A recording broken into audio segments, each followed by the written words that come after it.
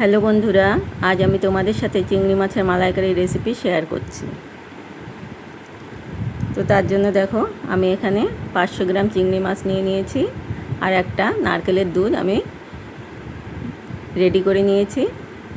আর চিংড়ি মাছগুলোকে আমি লবণ, হলুদ আর সামান্য একটু লঙ্কার গুঁড়ো দিয়ে কিছুক্ষণের জন্য মেখে রেখে দেব।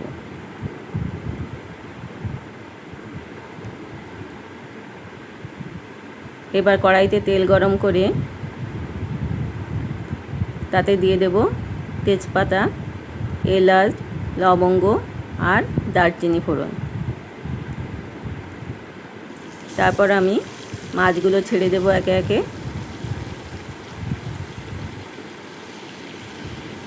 এবার মাছগুলোকে আমি এপিট ওপিট একটু হালকাভাবে ভেজে নেব।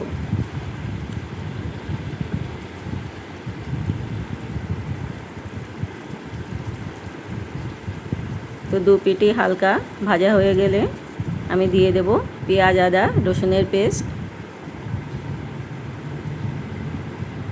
এবার মশলাটাকে কিছুক্ষণ একটু কষিয়ে নেব। পেঁয়াজের জলটা একটু টেনে আসলে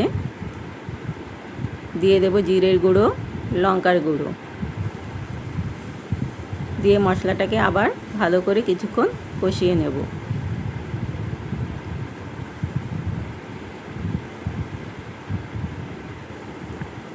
মশলাটা ভালোভাবে কষানো হলে যখন মশলার উপরে তেল আসতে শুরু করবে তখন আমি দিয়ে দেব নারকেলের দুধটা।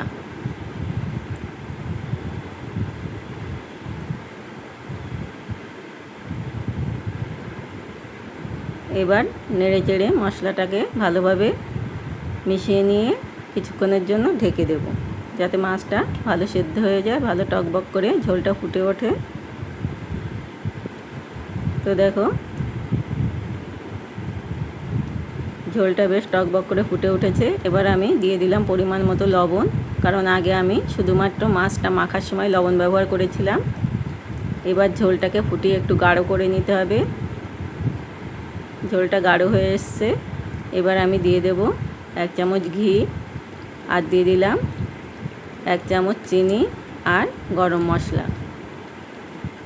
তো চিংড়ি মাছের মালাইকারি কিন্তু একদম রেডি হয়ে গেছে।